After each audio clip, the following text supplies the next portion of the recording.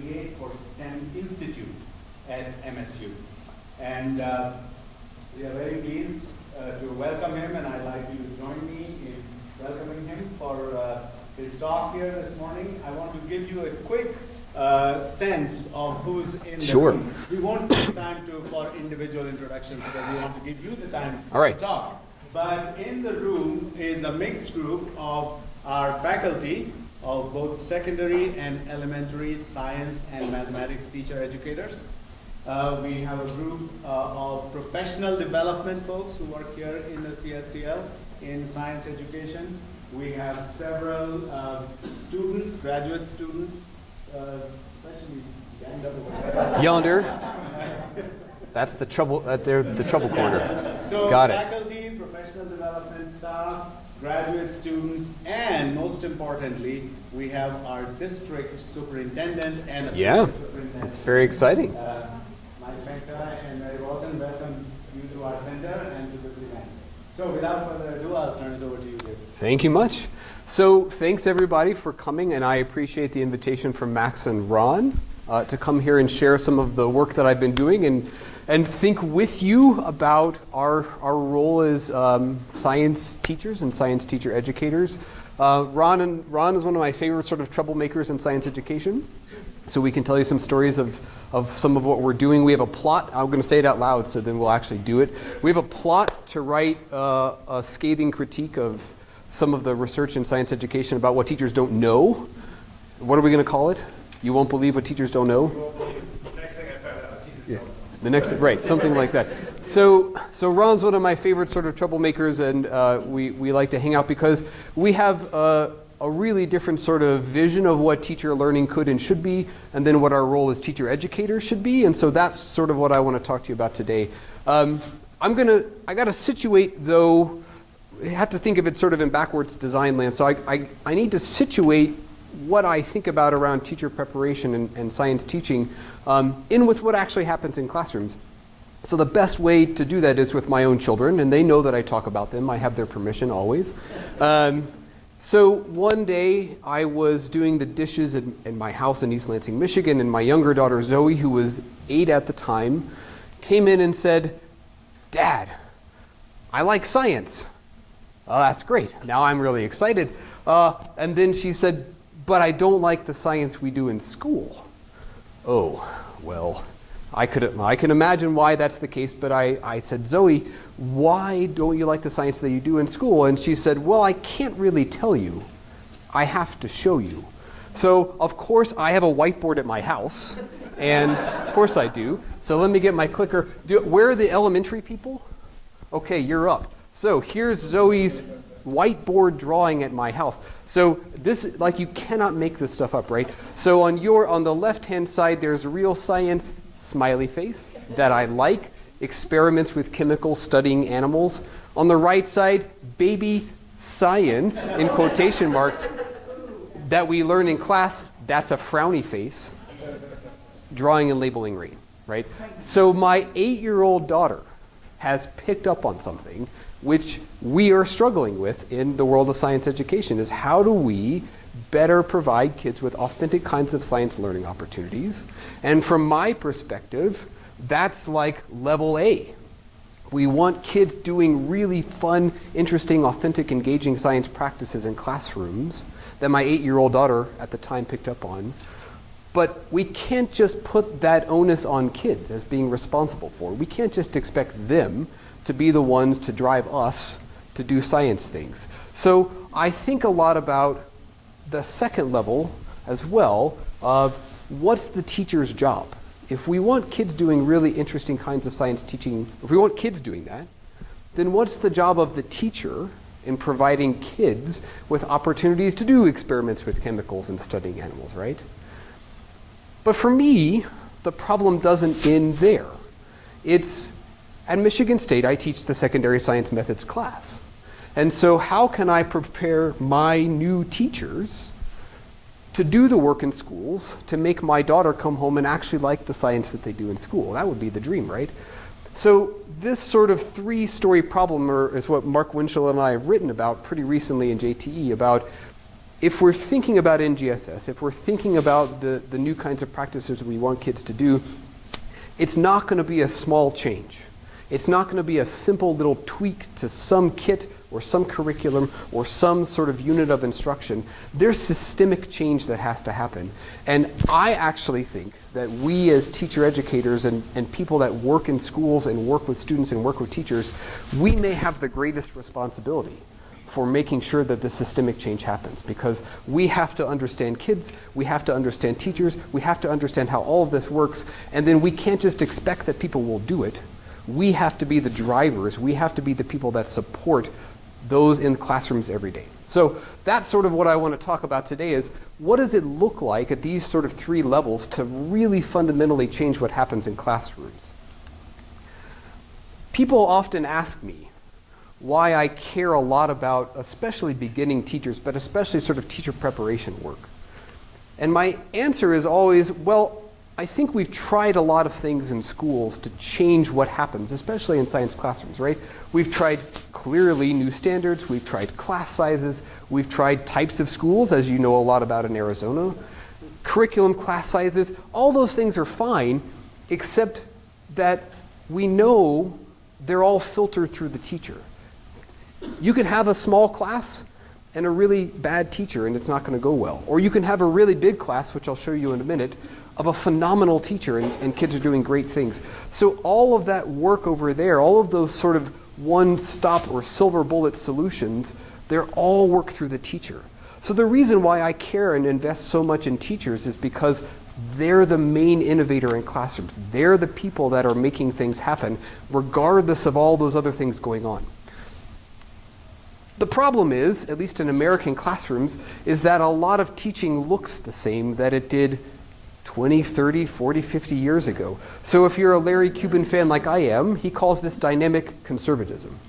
So you can walk into a lot of American science classrooms and you can see these things. You can see delivery of information, you can see the emphasis on vocabulary and formulas, you can see kids sitting often individually at their own desks, sort of working on things. Maybe every now and then they interact in small groups, but often the purposes of those conversations is to sort of fix each other's ideas. You can see a lot of quizzes and tests based on recall, and I know we're all struggling with that around assessments of these new standards. And the thing about what you see in classrooms is that there's a theory of good teaching and learning that's embedded in that. Those don't come from nowhere. There's actually a theory there.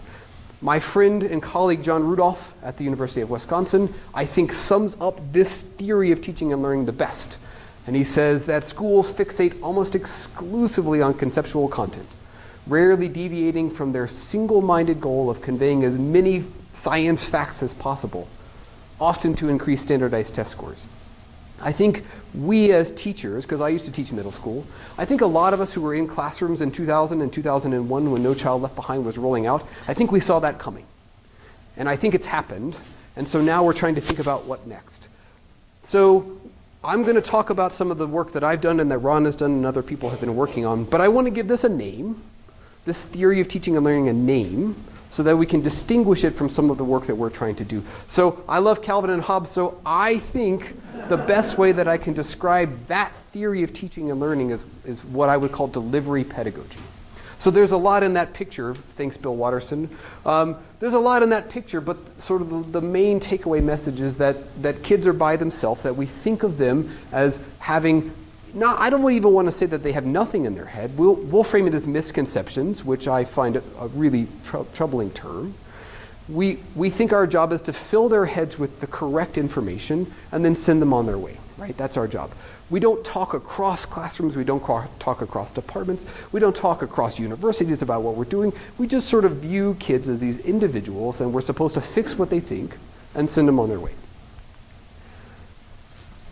So in thinking about what needs to be different around delivery pedagogy, one of the startling things that's come out of research is kids are actually way more capable than we think they are, and they're actually outstripping what we know about teaching and learning. So when we offer kids opportunities to reason about and think deeply about modeling, they can do it.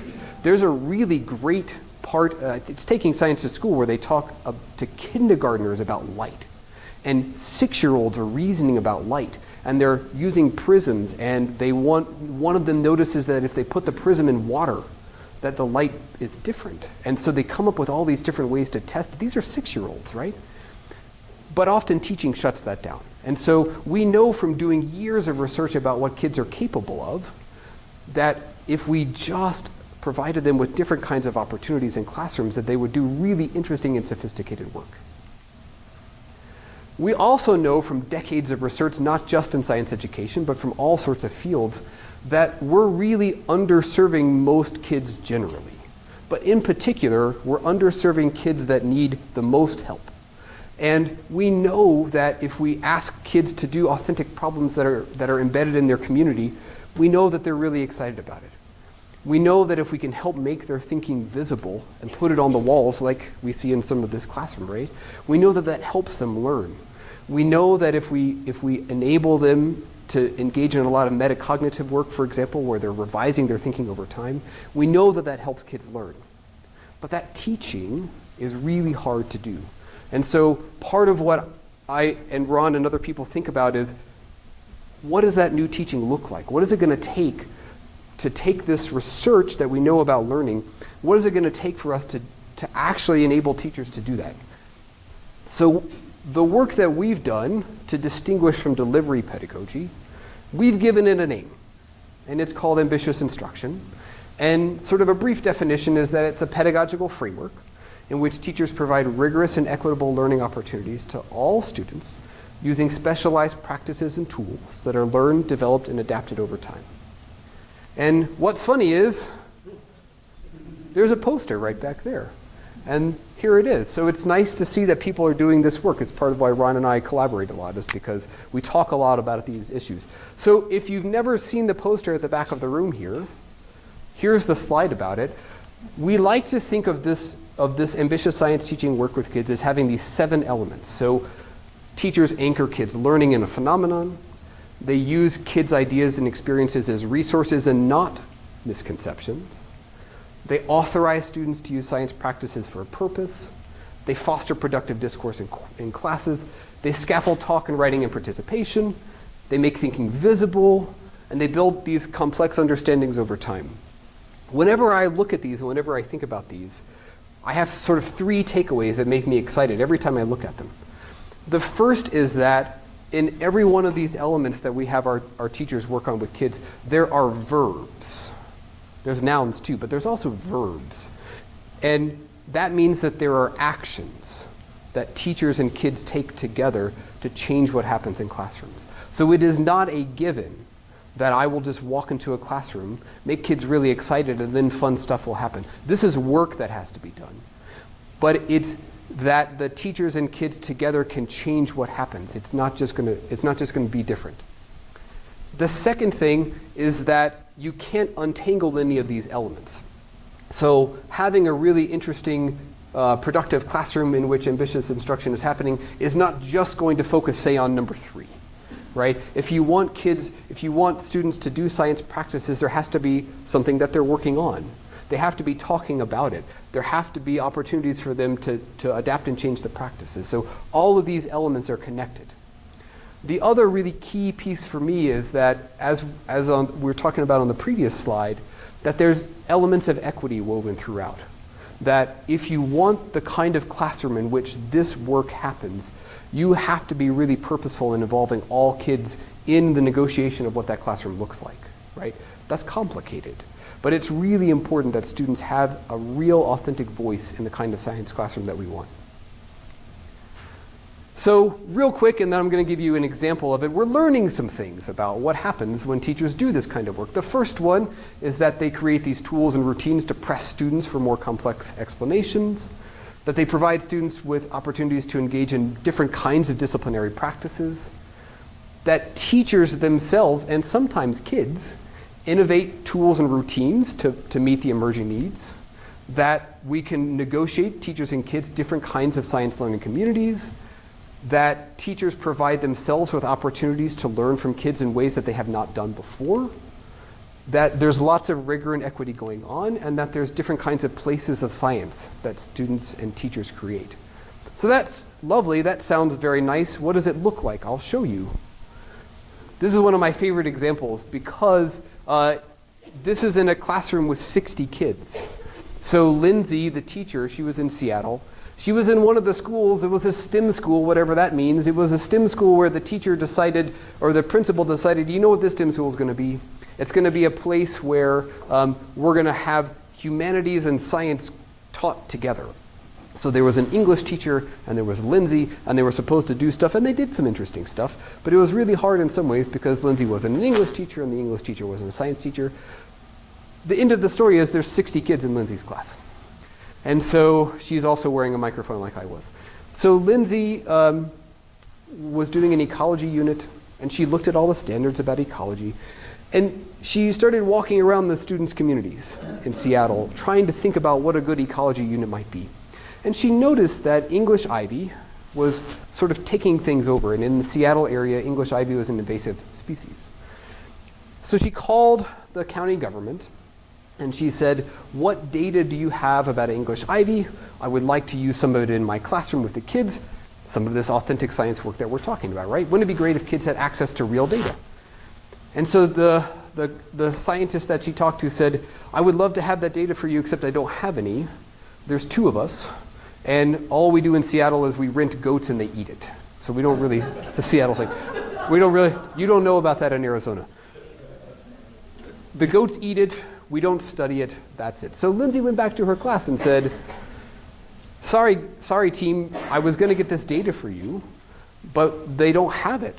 What do you want to do? And a student about where Dave is sitting at the back of the room raised her hand and said, can we do it? Can we collect that data? Sure, why not? So off we go. They started walking around in their community. And one of the first tasks that the students wanted to take up was, where is the English ivy? And so you're looking at a GIS, an image of a GIS map that one of the students who was really into computers wanted to create. So during class time some, but on the weekends as well, the students would just walk around and they would take photographs with a camera that had GIS embedded or GPS embedded into it. And so they started to create a map of all the locations they could find with English ivy. And one of the things they started to notice was, interestingly, if you know anything about Seattle, this is sort of south-ish Seattle, and the English ivy stops when you get to the ritzy part of Seattle. I wonder why that is. So the kids started to notice these interesting things, right? So now we're beginning to get a sense of where the English ivy is. What do you want to do with that? Well, the kids wanted to try and figure out, okay, so if the English ivy is here in these particular places, why? Why is English ivy so successful? So they came up with these list of 7 hypotheses.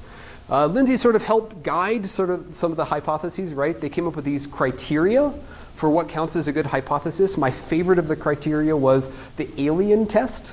So there have to be some strength to hypotheses, like some may be stronger than others. And one of the alien test was, it could be that aliens are coming down and putting English ivy in places and maybe they're like plucking other plants out, but how likely is that? So it essentially was a likelihood test, right? But the kids called it the alien test. So they came up with these 7 hypotheses that they wanted to test. And fortunately, Lindsay had an ecology background, but she also knew people at the University of Washington who could come help. So they got into groups, and they came up with different ways that they could test the 7 hypotheses. So the kids did they wrote up lab procedures in their lab notebook that the school made them keep. They then did peer review of each other's research, like proposed research, to make sure that it looked okay. They ran the experiments. After they did some validity work, so we found out this data, is it because of the experiment? Was it because of other things? So they did really interesting sort of peer review work about the data that they collected. They then needed to do something with that data, so Lindsay borrowed a tool from one of our other teachers called a red light, green light tool. It may be a little hard for you to see, but here are the 7 hypotheses. There's some cards with a red light, a red star. There's some cards with a green star. These are kids compiling data that they collected from their experiments, and they're trying to say whether the data supports or disproves some of the hypotheses. So for our red light, it was, we think this data either disproves this hypothesis or we have more questions about it. And a green light was, we think the data from this experiment helps support or bolster this hypothesis. So then they've the whole time been doing lots of model revisions, and one of the things the kids sort of figured out during this ecology unit was, by golly, ecology is complex. And maybe one hypothesis isn't enough to sort of cover the ground to answer our huge question of why is English ivy such a successful invasive species. And what a great thing for kids to take up, right? That maybe ecology is complex, and maybe that a single hypothesis isn't enough. This is a really lovely example of what happens in classrooms. But the challenge is, Lindsay's one teacher. And I wish that every kid could have Lindsay as their teacher, but we live in Arizona and I live in Michigan, and Lindsay now she lives in the Bay Area in California. So she can't have all of our children, right? And so the challenge is, how do we take really interesting, innovative things that Lindsay is doing, that she learned in a methods class with me, but how do we build that systematically into changing what counts as teaching in some? So it's lovely of us to think about individual teachers as doing really interesting work. But the real challenge is we have to advance teaching itself. Otherwise, we're in trouble. Otherwise, online certification is coming. Otherwise, in Michigan, Ron and I were just talking before the thing today, you have a similar thing in Arizona, where we have it in Michigan, where if you have a college degree, you don't need a teaching certificate in certain communities, right? So in Detroit, for example, you can just go and you can be a teacher. So we have a problem as teacher educators, which is Lindsay's doing really exciting, fun stuff, but we have to make the case that we matter. We have to make the case that actually doing something in teacher preparation is going to help create more Lindsays and less of other things that Zoe doesn't like in science classrooms. So one of the big sort of stances that I take is, I think part of the problem is we haven't really characterized what counts as good teaching. We have all sorts of high-level things, like we've all heard about project-based learning, we've all heard about the 5 E's. Those things are fine, except they operate at such a high level, it's hard for new teachers to understand what that looks like, and to take those big practices and to make them actionable for new people that are going to go into a classroom. So I have been a part of, at the University of Washington, working with a group, and it's not just in science education, it's in math education, there's some people in social studies education. We've talked about the actual sort of day-to-day work that teachers do with kids as high leverage practices. So you should ask, what's a high leverage practice? Thanks. I think of them as having these sort of 5 characteristics. So they have a goal. They have a prototypical sequence of interaction with learners. There's a characteristic talk, task, and tools. We call them the 3 T's. There's these underlying principles that allow productive variations of practice. And I'm beginning to think, when I talk to people, number 5 is really important. That they're not isolated. That they actually play a coherent part in a larger system of instruction. So my students sometimes come to me and they'll say, not to name names, but like Doug Limoff, right? So they'll say, my school has this book about these 55, however, I don't even know how many he has. He's not the only one. But all these certain numbers of things that you do with kids, and then I ask them, but how do those all fit together? So you call on every kid every day. What's the purpose of that? So one really key feature of the high leverage practice is that they have to fit together. There has to be a bigger reason for doing what you're doing than just doing that certain thing.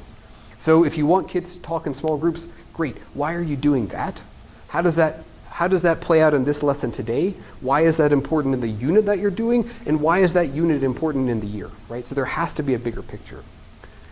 It's also important to note that teachers often innovate numbers 2 and 3. So when I go into a classroom, like I can get them ready in my methods class, which I'll talk about in a minute, to do that initially. But I'm not in their classrooms every day. I don't know their kids. So one of the most amazing things that I get to watch is my teachers figuring out in their particular classrooms, what are the kinds of sentence starters I should use with kids? When I have kids talk in small groups, how should I do that? What kinds of tools seem to work really well? So I go and I watch them, and I learn from them. and then I take what I learn and I bring it back to my methods class. It's a lovely sort of iterative cycle that we're in. And then it's the best when I can write about it. So that red light, green light tool that I showed you, one of our teachers invented that. Lindsay borrowed it. I borrowed it from Lindsay. And now I teach it in my methods class. It's a lot of fun. I think that having the language of high leverage practices, and I think having the shared sort of vision of what they're for buys us 4 things. The first one is that we, as teacher educators, can talk across preparation programs. So I'll talk about what Ron and I are going to be up to this summer, but it's really rare that we have an opportunity to talk like this. Because everybody's so busy and every program is so different, but that's part of the reason why we're in trouble as teacher educators, is we never talk across preparation programs about what you're doing and what I'm doing. Another thing that having a shared language about high leverage practices buys us is that we can sort of agree about what we should be getting better at. I don't know about you, but I have been to many meetings with other people where it devolves very quickly, even if we think we're talking about the same thing. Like, let's just take small group work or something, right? Like, even if we think we're talking about the same thing, we're not. We've not really talked about our theory of teaching and learning. We've not talked about the purpose of small group talk. And so it quickly devolves into, well, I'm doing this and you're doing that, so we can't talk to each other. One of the nice things about the shared language and vision of the high leverage practices is that we can agree. I was telling Ron, I just had one of my teachers email another teacher in a different state we have some videos of, and they can over email share ideas, because if they talk about a tool or if they talk about the like red light, green light tool, they both know what that is. They both know what it's for. They both know the overarching purpose of it. So it begins to give us its common ground that we can actually start to build from. A third thing is that we can actually maybe start creating tools as teacher educators. So if we're beginning to think about these practices are important, how do novices learn them, we can actually start working together instead of being so idiosyncratic. And the sort of final thing is that we can actually start to establish a knowledge base. Wouldn't that be great? Where we actually can say these are some things that we think high leverage practices by us. And so we no longer have to sort of argue about, well, is this good, is this good? We actually start to know some things. Specifically in science education, hey, look, we're sharing posters.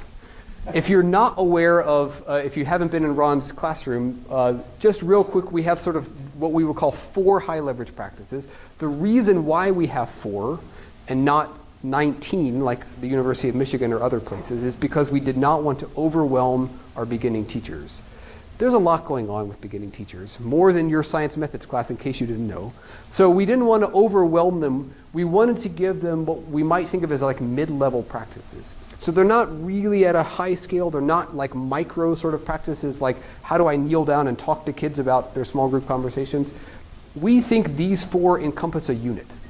So the first one is where you plan sort of a big idea about what's a puzzling phenomenon we want kids to work on. What are the curriculum standards that I'm trying to meet? What are some activities that I'm going to do so that kids can actually engage in this work? The second practice is just having kids talk to you about what their thinking is. Maybe doing an initial model like you have a poster of over there, and getting them to a place where they feel comfortable sharing their initial understanding of a problem. Then we do activities where they gather data, and then we have the last sort of practices where we actually have them take the data and really try and come up with a complex explanation for the phenomenon. We're starting to see, now that we have had, I guess we're probably in our 8th or 9th year of doing this work. When we start to go into classrooms, no matter where our teachers are, if they've been in a methods class that's doing this work, we're starting to see some similarities, which is really exciting. So we're starting to walk in and see that kids understand and the teachers understand that they're not learning science facts, but they're trying to solve problems. You can ask kids in these classrooms, why are you doing this activity? And they'll say, well, we're doing it, but actually we're trying to answer this question. Here's the big thing we're trying to figure out. And that's starting to appear in lots of different classrooms. The most remarkable thing you can see when you walk into a class is that student thinking is everywhere. Lindsay ran out of room. She had to hang it on her ceiling. It's a good problem to have. You also start seeing students talking about different things. So sometimes they're talking science specifically. We've witnessed amazing conversations where students are arguing with each other about the best representation of their thinking. Another great problem to have. We start to see students and teachers, but it's really amazing when you see students pushing each other for deeper explanations. So we've seen kids where a student will say, I'm saying this claim, and the student will say, okay, but what evidence do you have for that claim? What another amazing situation to run into. And finally, we see lots of what we call face-to-face tools. So the red light, green light, summary tables, models. We see all of these different scaffolds for kids showing up in classrooms in a lot of our graduates. It's really exciting to see. That's nice for me to tell you. But what I'm really here to talk about is, what does that mean for us as teacher educators? So it's nice to hear that our graduates are doing well, but when I'm thinking about designing a methods class, the onus is on me and not my beginning teachers to really take up and to really push for innovative teacher preparation. Because otherwise I'm just mimicking what's wrong with school. So I could sit in my methods class and I could lecture to my beginning teachers all I wanted to, and I could blame them, just like but some teachers blame kids for not learning. That's not going to cut it anymore. So when I then think about what I'm learning from Lindsay and what I've been working on with a high leverage practice work, what does that mean for me as a teacher educator? So to get a theoretical for a moment, when I think about how I design a methods class so that beginning teachers can do that work, I operate from 3 principles of teacher learning. So the first one is, all those high leverage practices that I've just showed you and talked about are great, but they're totally overwhelming for novices. How do I make those really complex things, like Penn Grossman talks about, how do I make those accessible to novices to a profession? The second principle of teacher learning that I think about is, I can't just lecture to them. I can't just show them all those fun photographs that I just showed you and expect them to take it up. They have to have opportunities to take the tools and tinker with them, and to play with them, and to actually try them out themselves. They have to have opportunities to try out the teaching and to get feedback about that. The final sort of principle that I find really powerful, this is a picture of some PD I was doing with teachers a couple weeks ago.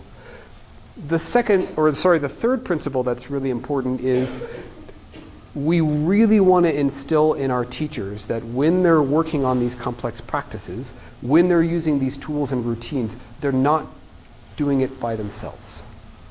They are part of a larger community that's also working on and struggling with the same issues. So we want them to have opportunities to try these things out, but to understand that a deep part of the teaching profession is that they should constantly be wondering, how am I doing? They should be collecting evidence and looking at data to understand how their teaching is going, and they should be working with colleagues to understand how it's going and what I can do to improve. So we build in opportunities in our methods courses for them to actually try this out. What I started doing in methods classes is what Pam Grossman and Mary Kennedy and other people have talked about as pedagogies of enactment. So when you're learning, when you come from a practice-based learning framework, you have to give novices different kinds of opportunities. So the first thing that I still do, and we're going to talk about some research that I would like some thoughts about. The first thing that we often do is, we as teacher educators, we model a practice. So I'll get up in front of them and I'll say, here's how we do a big idea, right? Or here's how we do eliciting. I'll demonstrate for them, here's how it goes. So I planned a unit. This past methods class time, my TA and I, we did Lego Man. So some Canadian teenagers built a weather balloon, and they had a Lego man, and they sent him out into space. And so that was our puzzling phenomenon. So we modeled for the students. Okay, so if this is what we want to do, here's how we're going to design the unit. We then give the students an opportunity to ask questions of us. Why did you do this? Why did you do this? That's called decomposing the practice. Still, we're running the show, but the students now have an opportunity to hear from us about the decisions that we made. We then give the teacher candidates an opportunity to try out the practice themselves. This often takes the form of micro-teaching. Does everybody know what micro-teaching is, right? So a little slice of instruction, about 10 to 15 minutes. So we give them a chance. So we model it. We give them a chance to try out the instruction themselves. They're teaching 2 or 3 of their peers, and then they're responsible for all the planning. We then have an opportunity for them to collect a little bit of data from their 2 or 3 peers. And we run something called critical fringe groups, which is where they take the data and they analyze it and they think about what it means for their teaching. So I keep saying this is what I used to do because I used to do it. And it seemed really productive until we really started looking at our own work as teacher educators. And we thought just because we were walking into our graduates' classrooms and we were seeing all those interesting things, we thought we were doing a really good job, and in some ways we were. But actually, our interns told us that we were not doing enough for them. And so it made me really curious about what goes on in teacher preparation programs. So I'm sort of here to advocate today that all the work that we're trying to do in classrooms starts with us. And here's 3 reasons why. I think it's important we understand who we are and why we know we're good as teacher educators, because we know that there's a big effort to deprofessionalize teaching. As I sort of mentioned before, between online certification and other sort of fast-track programs, the narrative of No Child Left Behind has been, we as teacher educators don't know what we're doing, and we can do it better and faster. So we have to problematize that. We know that there's a big effort underway to frame teaching as a performance or sort of a knowledge base or just these disconnected skills. So we have to do better. We also know that research about methods courses is really rare, especially around practice-based methods courses. So I'm here to advocate and show you in just a second one of the big things about the pedagogies of enactment research is that I have to study myself. Seems kind of odd for me to say that, right? But I actually am excited to study myself. So our students leveled these critiques at us about micro-teaching. It was too disconnected. There wasn't enough data to make decisions about. If you really want us to do these practices, why are we only doing them 2 weeks apart? Because I do one, and then you talk at us more, and then I do another one. So they gave us these really profound critiques. So we asked them, what do you want? As teacher educators, like, I'll adapt my instruction. What do you want us to do? Well, they wanted more complexity. These little baby teachers wanted opportunities to really dive in and not just have us say, fix this, fix this. They really wanted like, I want to teach a whole unit of instruction in methods class. Whoa. Okay, so as a teacher educator, it was a little unnerving, right? I'm going to turn my class over to you. But in the spirit of research and in the spirit of other things, we tried it.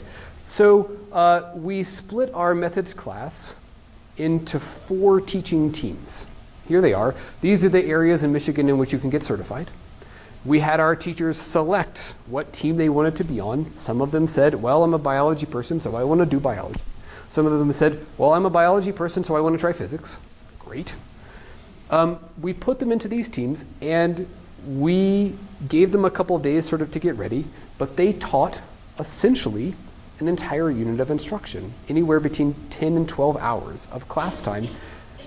The really interesting thing about them having to do this was, in micro teaching, they could sort of run out the clock, right? So I could ask a question, nobody responds, fine. I got 2 minutes left, then I'll be done. And macro teaching, you can't do that because you're on, and then tomorrow you're on, and then the next day you're on, right? So you are the lead teacher for about 2 weeks, and so all the decisions that you make, you have to live with. We had no idea what was going to happen. It was kind of fun that way. So we asked some research questions. Really, we asked sort of 2 kinds of research questions. One was, what happened with our beginning teachers learning? And then we wanted to know about ourselves as methods instructors. What the heck are we going to take away from this? Because we are turning over our class to the interns. We don't know what's going to happen. So one of the important things for us to think about was we wanted to think about learning not as knowledge acquisition, but about the ways in which our beginning teachers change their participation in teaching. So not just can they say things on a piece of paper differently, like now my theory of teaching is this, do they actually live those out? Do they actually say something on a page and do it in a classroom? And can we get access to their thinking about it? So we did lots of, I'll show you in a minute, we had lots of opportunities to actually try and dive into their head while they're doing this work to understand what they're thinking about. The most important thing that we thought about was we were not thinking of this as we're going to lay out for you the trajectory of what macro teaching is and you're going to do it with fidelity. There was no, what fidelity was there? We had no idea what we were doing. So we thought about it as a design experiment. We thought about it as we are going to negotiate what happens in our methods class with our teachers in real time and let's see how it goes. So we had some method students. We collected lots of different kinds of data. We coded for things. We can come back to that if you would like. Here's some things we found out. The most amazing thing even from the first day was our little baby teachers decided that they were going to carve out learning opportunities that we had no idea what was happening. So for example, they would send students off and then they would huddle together like in American football, or like rugby if you like scrums. They would huddle together and they would talk about, okay, now what are we going to do? So Ron's over there talking about whatever and I don't want him talking about, how am I going to go over there? They would start like collaborating in methods class about their teaching right then. A logical, I suppose, sort of extension of that was then they started calling timeouts. So we did not prompt them to call timeouts. They just were like, oh man, Ron is back there doing stuff. Timeout. Okay, stop being students for a minute. This is happening. What should I do about it? And we would have a conversation because we were all there together. We could have a conversation about what they should do about it. And then they would say, time in. Okay, now we're going to be back to doing stuff.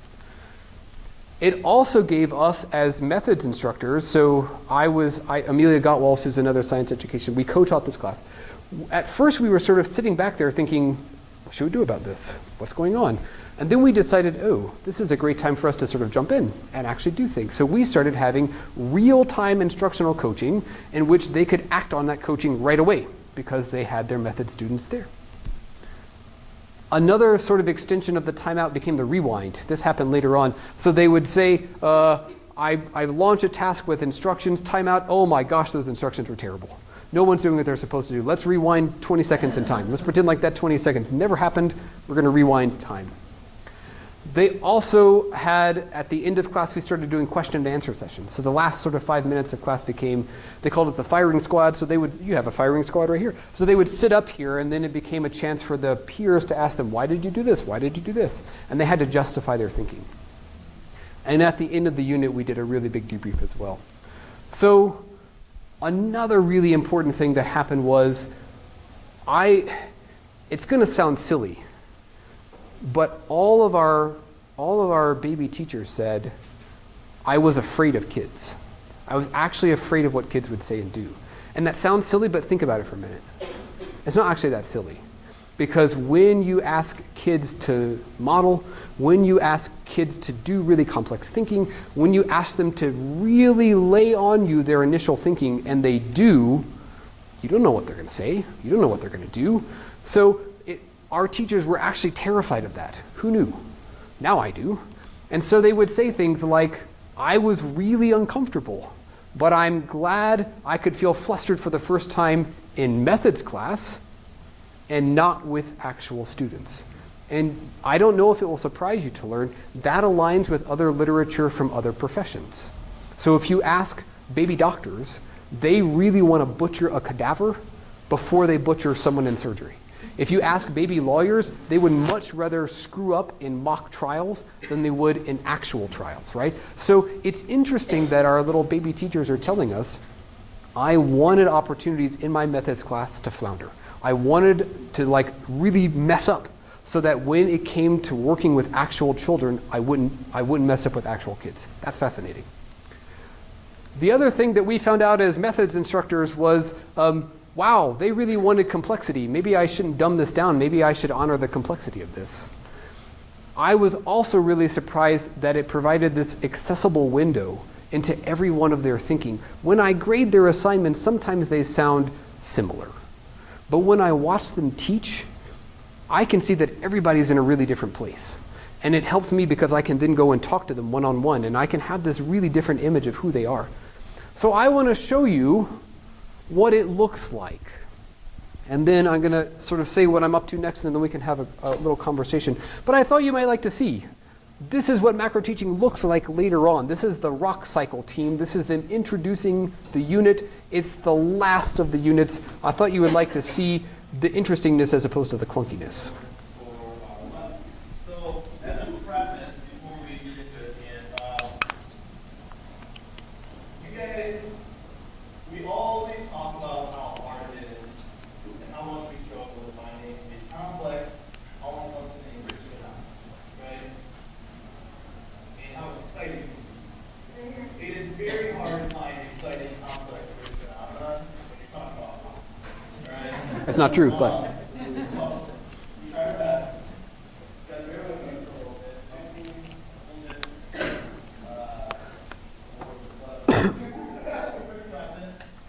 and then what I'm going to have you guys do is build a group of videos from out. So, if everybody would look at the rock that looks like this, it's white. Okay. Everybody's rock that looks like this. Does everybody see that? Okay, so this rock is called granite. Time out for everybody real quick. Time out. So the reason that we're focusing more on the velocities is because generally in middle school you go over the rock cycle, and when you do that you learn about the points, and you don't really learn about the velocities. So what we're trying to do with this is we're trying to focus more on the velocities and kind of put it in a real world setting. So that's why we're telling you to focus more on the real world.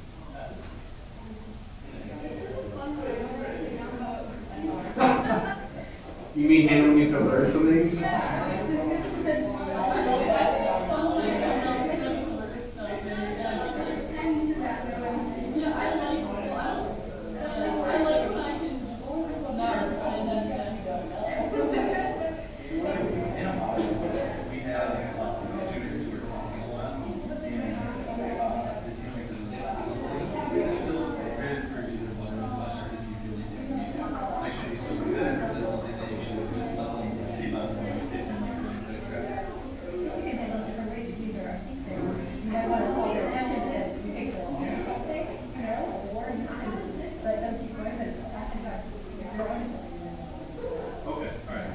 But you can also think too about like, you never let them off the hook with things that you think they know, right? So even if they're saying things that sound correct to you, you can press them to unpack what they mean and then to make connections between things. Right? So do you have an example over there? Yeah. All right, I'm gonna come and watch.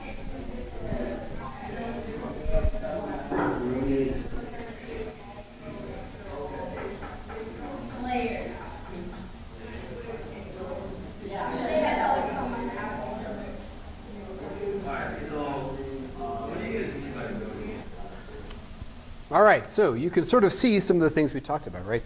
It was really exciting for us to be able to see, like we could do some instructional coaching, and now here's an opportunity for Matt right now to go over to a group and try it out.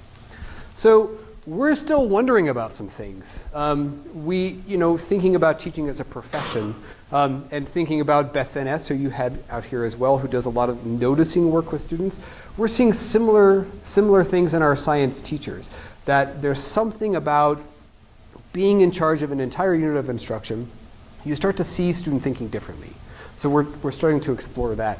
From the teacher-educator side, we're just getting started in trying to understand what kinds of opportunities do our novices need to do this work. So macro teaching is one example, but there's all sorts of examples of people trying innovative and interesting things out. So we're trying to sort of wonder about what's next. I would say one of the big things that's on my mind is how do we make claims about the practice-based teacher preparation we're hoping to do in terms of teacher learning and ideally student learning. Like that's the holy grail. If we can link back student learning to things we've done in methods courses, that would be really super. I know that you're doing some of the work here. We're trying it in Michigan as well, and you had Bill Penuel come talk about it too. It's going to be crucial that we work with districts to form these research practice partnerships. It can't just be us coming in and saying, here's what's important. It can't just be schools saying, we don't need you, here's what's important to us. We're going to have to grow together. So I can talk about some of the work I'm doing there. One of the most exciting things, you might see a guy you know there in one of the middle boxes. This summer, I'm hosting 15 science teacher educators, including this guy here in the room, and we're bringing them to Michigan State. We're going to have the first conversation that I know of where we're going to talk across science teacher preparation programs about what we're doing around ambitious science teaching and the high leverage practices. We've never been in the same room for more than an hour together, if that. We're going to be together for 4 days. We're going to talk about what can we do. We're going to talk about research that needs to be done. Hopefully we're going to think about how we can make a networked improvement community. But it's really amazing to see, though it's not all 15, it's really amazing to see science teacher educators. Everybody's bringing a graduate student. It's going to be really amazing to see what we come up with, because it's never been done where we've all thought collectively, what can we try? What can we study? And we're going to have to do that kind of work, because it's one thing if I just keep doing this around macro teaching, but if nobody takes that up, or if I don't learn from what Ron's doing or other people, then we're just going to be stuck in this rut of idiosyncratic teacher preparation, and we're not going to have the sort of unified vision of what's possible with teaching and learning, and then what's possible so that Zoe comes home and says, I actually like school science. And with that, I will leave it and we can have a conversation.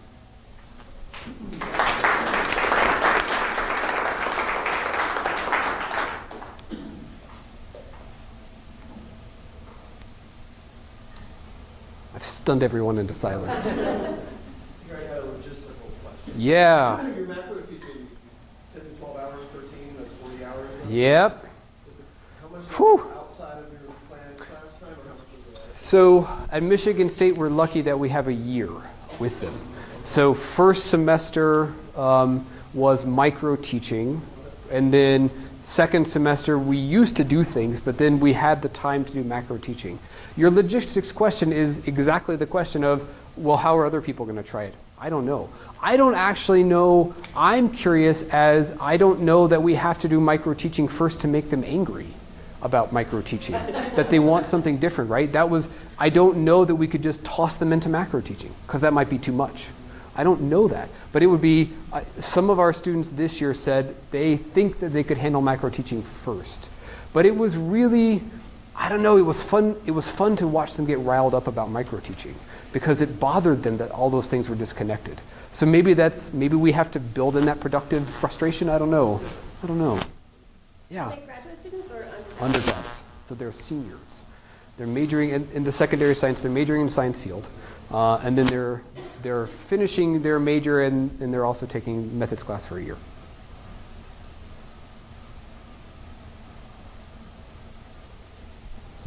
David, on my request, you had sent us a short bio, which we used to develop this flyer for you. In that bio, you made a statement that you use lenses from STS and History and Philosophy of Science. Could you elaborate a little bit more on how you use those lenses? Sure. So what I think about, so we're going to dive back down to like levels B and A of my little chart. And what I think a lot about is, I think our field of science education may not be ready to confront whether we want students to really engage in science practices or not. So my read on a lot of what's happening with NGSS so far has been, we want students to do the science practices that I think are important, and we want them to mimic those, and then we think they've learned science.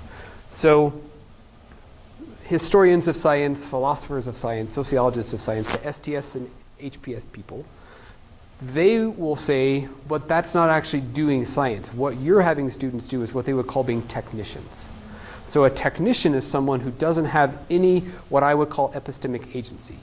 They are people who are in a setting that do the work that other people say they should do. They do important work, but they are not in charge of knowledge production. And so when I think about the science studies lenses, I think a lot about epistemic agency, and I think about power. So I think about who's responsible for the knowledge production and practices of a classroom. So I will be really intrigued to see how the practices of the next generation science standards get taken up. If kids are only doing things we tell them to do, I don't think that's really doing science. I think that it's one form of science. I think if we really want them to be agentic, they have to be able to shape the practices themselves. And that's truly terrifying for some people in our field.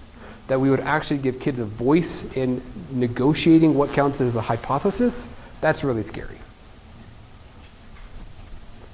So these are undergraduates, it's their senior year. Is there a student teaching component involved in this, or still yet to come? Yet to come. So when they're in their senior year, they're in classrooms a couple of hours a week. But they do student teaching for an entire year, the next year. And so, do you have the support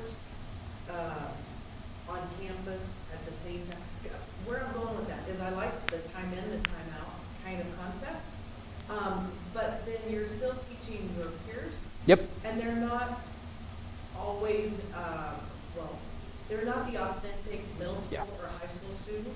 Yep. And so there still is going to be that, like, oh, I hit this one, and like timeout this, or Right. whatever. So does that transfer into a real situation, or are there supports during that student teaching? They come back and say, okay, I needed a time in and a time out, but in a 60-minute period of 8th graders, it wasn't going to work. Yeah, there's a lot in your question. So,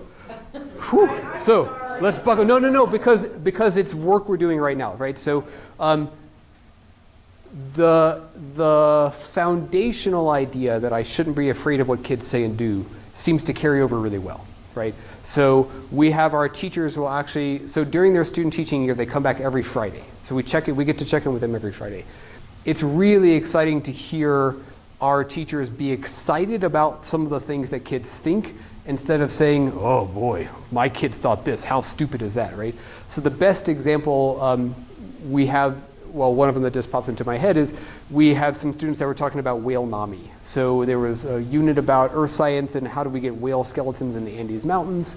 And so a group of students thought there was a whale NAMI, right? Like Sharknado, there was a whale NAMI. It just carried a bunch of whales up into the mountains. And instead of being really discouraged by that, our teachers were excited.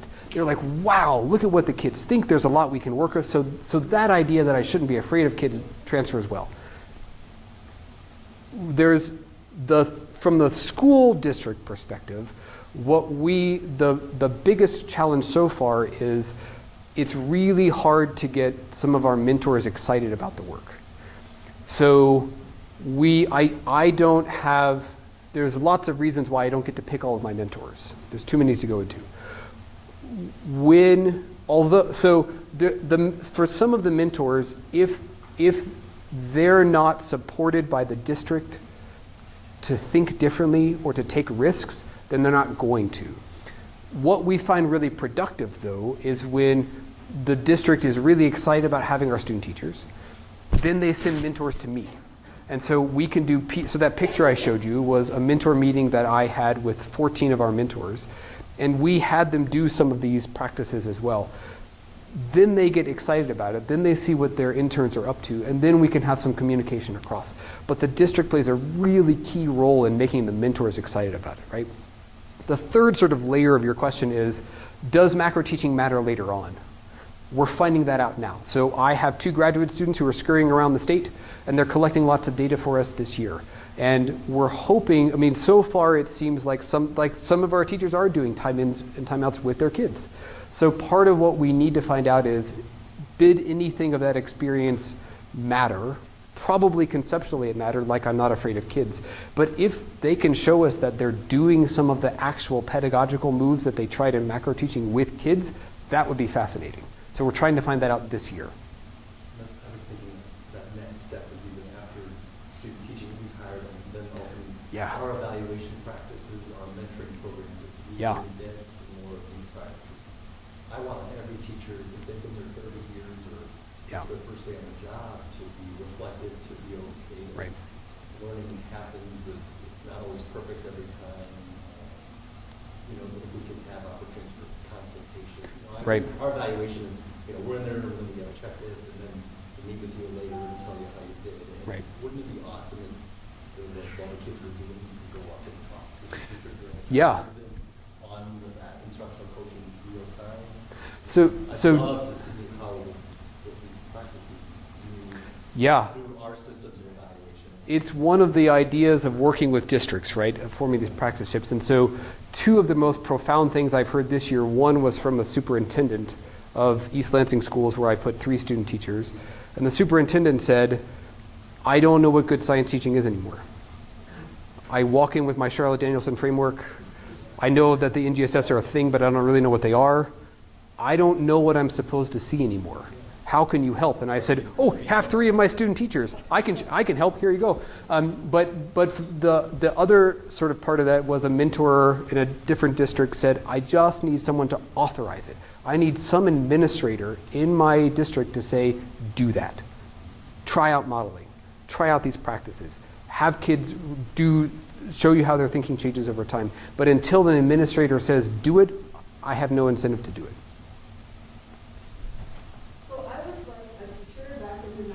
You were similar to one, or you actually were one? And I think we did a lot of this stuff in the classroom, and I got a lot of professional development. We learned that this is more refined, and it's clear, and it's more laid out. But like those same problems still exist. Like we got the training to do that, we did it, it fell by the wayside. Yeah. We got a new principal, and everything changed. And so I kind of see some of these as a cycling. Yeah, oh, absolutely. I'm saying it's improved, but it's still just another cycle, and we're going through it again. So the idea of having kids do science practices and the idea of like practice-based teacher education has been around for a long time, right? Certainly. What seems to be different about this cycle of it, one is that more people are committed to it because there's something about NGSS. There's something about teachers and districts and other people seeing that the idea of science learning isn't just inquiry or hands-on stuff. There's some fundamental changes that have to happen. And so a lot of people are fishing around for, well, what teaching actually supports that work? So that seems to be different. The other thing that seems to be different than previous is this shared language and tools and like the talk task tools. More people are buying into that shared language, and so it gives us this capital that we didn't have before. So I don't quite understand what it is yet, but so for example, like when I've asked people like what's project-based learning or what's the 5E stuff, you'll get 100 different answers to that question. But you won't for questions like what are high leverage science practices. There have been studies about sort of this. There's also Matt Closer did a Delphi study of science experts. There seems to be alignment between what scientists think kids and teachers should be doing, what we think kids and teachers should be doing, and that's not been that alignment before, at least as you pointed out, at least at this fine-grained sort of level. So there's something about having this shared language that's different than previously, but I share your worry, which is I don't want it to go off the rails again and people say, oh, well, we've already tried that, so we're not going to do it. That's where district support, especially around mentors, is really important because they've lived through cycle after cycle after cycle. Yeah. And we are fortunate that our district officials care enough about this. Here they are. I'm excited for you. I'm excited for you.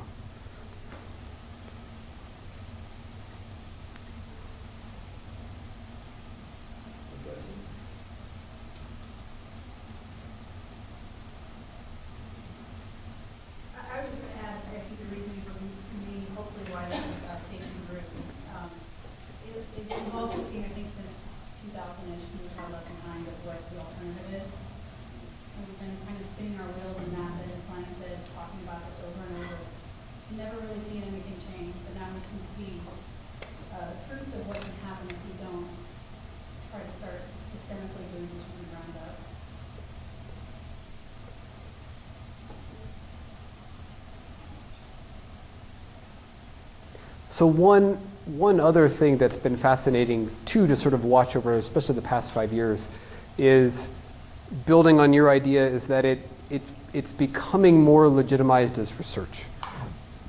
I think it's difficult to sort of theorize what these practices are, but I think as we're starting to get into classrooms more and see what happens, people are starting to take notice of, even if we can't articulate entirely what's going on, we're getting there.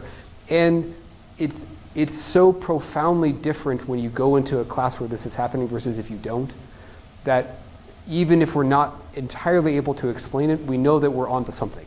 And so I agree with you that we should push forward.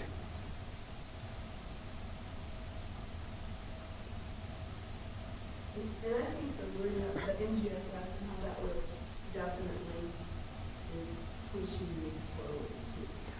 Because we didn't have that back in the 90s, so it's a lot more sophisticated and it makes those overt connections and gets all those things in there. I've been really surprised at how much power they have as standards, more so than other standards. And I was just, oh, there goes that. I was just saying earlier that at least in Michigan, a really interesting way that they've shown their power is through the new state assessment. So we have strategically maybe a Michigan State graduate student who's been a real leader in designing the new state assessment that's going to be practice-based. And she's brought in a lot of teachers from powerful school districts. She's brought in a lot of district leaders to help write assessment items. And that's been eye-opening for them. And so if nothing else, the idea that in 2 years Michigan's going to have a new science test and it's going to look like this has just been shocking to a lot of people. And so that's catalyzed a lot of panic and a lot of professional development opportunities for us within the state.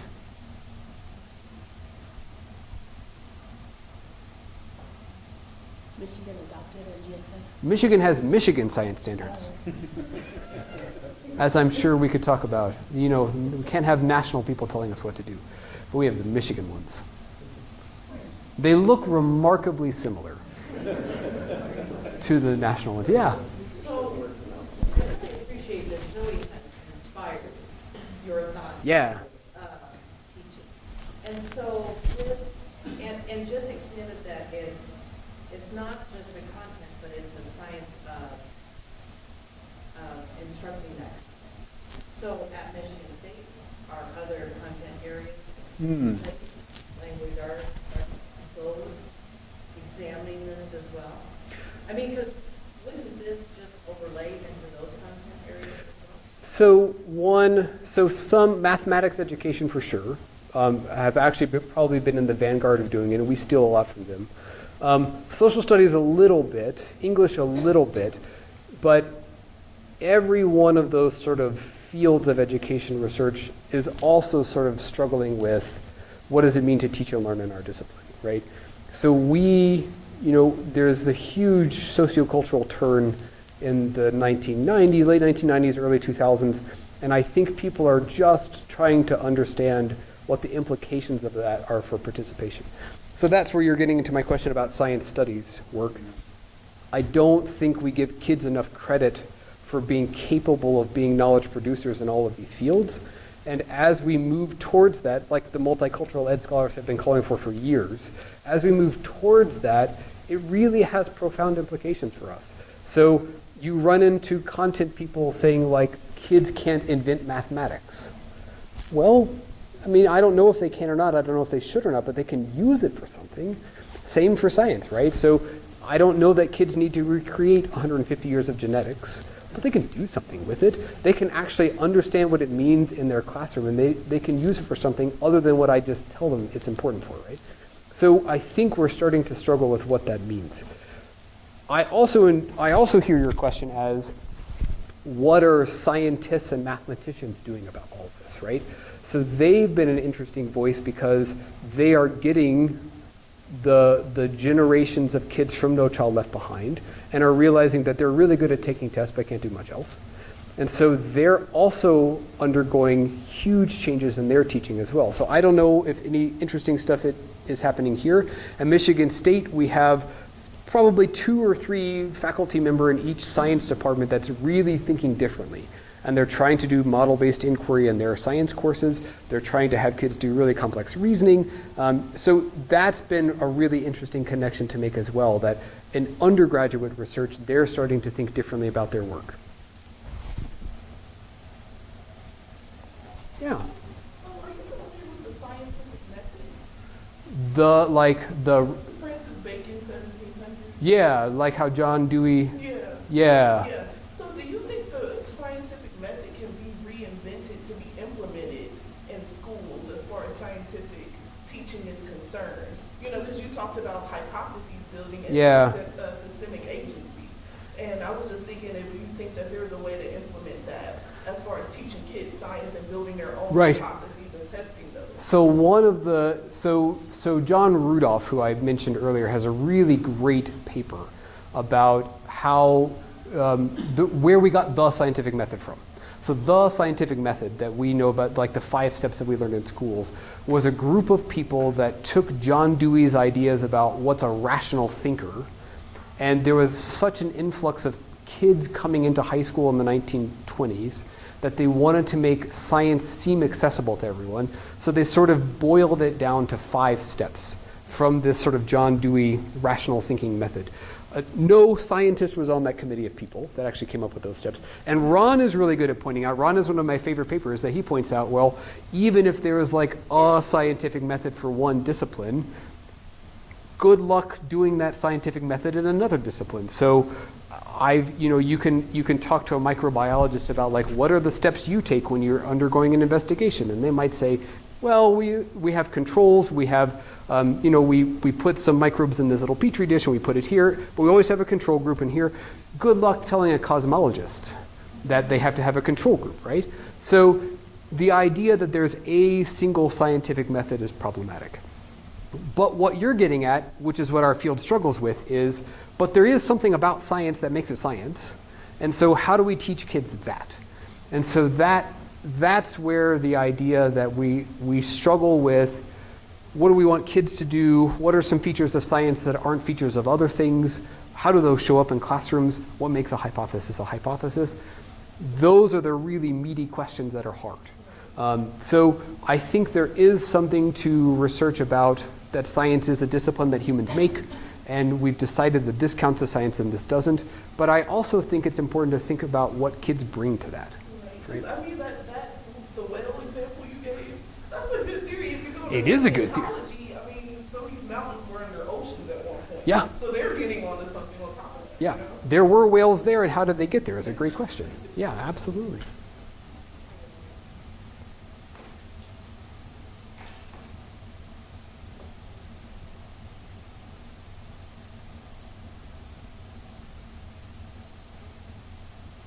If there are no more questions, I have one announcement, and after that we will give another round of applause to David. And the announcement is that immediately following this meeting, we will be going out to lunch, and anybody who cares to join and would like to chat further with David is welcome to join. We will be going to 1899. Thank you very much, David. Yeah, thank you.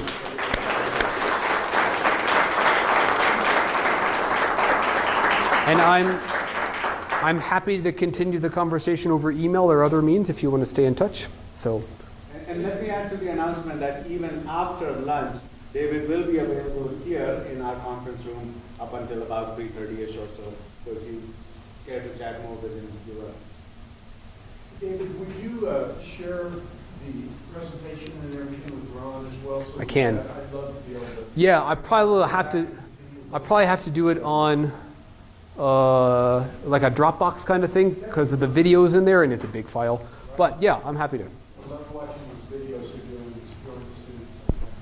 Yeah, thanks. And we've also videotaped the talk just now, and that will be posted online.